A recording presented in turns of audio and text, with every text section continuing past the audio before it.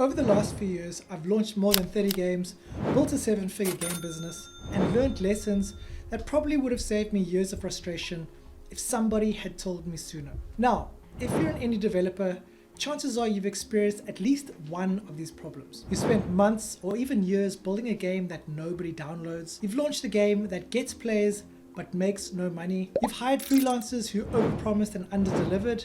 That's my personal favorite. You've watched competitors succeed whilst you work 2 dead-end jobs just to pay rent while trying to understand what the hell you're doing wrong. Or maybe you're just staring at a blank screen right now, trying to figure out what game you should even build next. I've been there, the failed launches, the financial stress, the self-doubt, the moments where I genuinely wondered if this whole game dev thing was ever going to work out. But after years of trial and error, I learned a handful of principles that completely changed everything.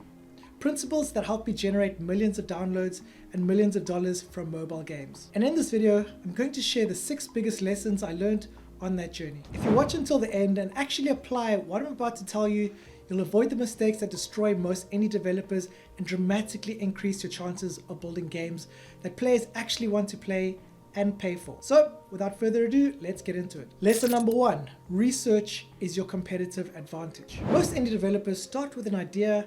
Successful developers start with research. Every day I spend time studying the App Store, looking at the charts, reading reviews, analyzing monetization, looking for trends, trying to understand what players are actually spending their time and money on. One of my biggest successes came from doing something surprisingly simple. I went to an arcade, not to play games, but to observe. It's not as creepy as it sounds, so just let me explain. I watched what adults were spending money on, what games had crowds around them, what games people seemed to enjoy the most. One game stood out immediately, skee-ball. Everyone loved it, and that observation eventually led me to create a mobile skee-ball style game that generated 6 figures in profit. Not because I came up with some revolutionary idea, but because I paid attention. The market leaves clues everywhere. Most developers just aren't looking. So that brings me on to lesson number 2, reverse engineer success. A lot of developers treat successful games like some kind of mystery. They're not. Successful games leave clues, and your job is to study them. I'm not saying copy games, I'm saying dissect them. When I look at a successful game, I want to know what makes players come back, how are rewards delivered, how are ads introduced, how are purchases presented, what creates excitement, what creates frustration. Every successful game is a masterclass waiting to be studied. And while we're on that topic, let's talk about 2 things most indie developers completely underestimate: sound and color. Imagine watching a horror movie, the killer appears, the tension builds, and suddenly cheerful circus music starts playing. The emotional impact disappears completely. Games work the same way. Sound effects trigger emotions. That satisfying coin collection sound, that level up animation, that jackpot effect, they're carefully designed to make players feel something. Colors work the same way. Red creates urgency and excitement, blue creates trust, green is often associated with rewards and success. Yellow grabs attention almost instantly. The best studios don't choose colors and sounds randomly. Everything is intentional. Let me repeat that. Everything is intentional. Everything is designed to influence how players feel, so the deeper you understand these psychological triggers, the better your games become. Lesson number 3, master one marketing channel. This lesson alone could save you years. Most indie developers try to learn everything: ASO, TikTok, YouTube, Facebook ads, Google ads, influencer marketing, Discord, Reddit, and they end up becoming average at all of them, instead of exceptional at just one. The biggest growth in my career came when I became obsessed with App Store optimization, or ASO. While everyone else was chasing the latest marketing trend, I focused on mastering this one skill. I studied keywords, screenshots, conversion rates, icons, store algorithms, competitor strategies. I learned everything I possibly could. And eventually, that obsession generated more than 2 million installs without spending a single cent on paid advertising. The reality is that one great marketing channel is enough to change your life. You don't need to master everything, you need to master something. So pick a channel and go all in. Become that person everyone else comes to for advice.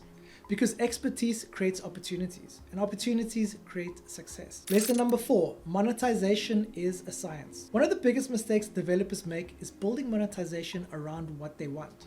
instead of what players want. A game aimed at teenagers will likely monetize very differently than a game aimed at adults with disposable income. Teenagers are often more willing to watch ads, while adults are often more willing to make purchases. Different audiences, different behaviors, different monetization strategies. The best studios don't guess, they test, they analyze, and then they optimize. They treat monetization like a science experiment. So be like a mad scientist and experiment a lot. Small improvements can have massive impact on revenue. And in many cases, an average game with excellent monetization will outperform a great game with poor monetization. Lesson number 5, and this one is really important. You need the right people. This one took me years to learn. Trying to do everything yourself sounds noble, but it's often the slowest path to success. Programming, art, marketing, UI, backend, community management, business development. Trying to become world-class at all of those things is incredibly difficult. The biggest breakthroughs in my career came from meeting the right people. Developers, artists, mentors, investors, publishers, people who had skills I didn't. People who could help me avoid costly mistakes. Yes, there are solo developers who become wildly successful, but they're the exception, not the rule. At some point, you need to leave your basement, put on real pants, and start building relationships. Because opportunities almost always come through people. So that brings me on to the 6th and final lesson. Expect it to be hard. Really hard. This is probably the most important lesson of all. Game development is hard. It's really, really hard, guys. Not social media hard, actually hard. The kind of hard where you question everything. The kind of hard where your bank account starts making you nervous. The kind of hard where you wonder whether you're wasting years of your life. I can't tell you how many times I was on the brink of financial ruin before things finally started working. How many times projects failed, how many times I doubted myself, how many times I considered quitting. And that's exactly why most people never make it. Not because they're untalented, because they quit too early. The obstacles appear, the game flops, the revenue doesn't come, and they simply walk away. The truth is that success usually arrives much later than people expect. Most people quit right before they would have learned the lesson that changes everything. That's why 99 out of 100 developers never make it. You need to be that 1%, the one who keeps learning, the one who keeps improving, the person who keeps showing up when things get difficult.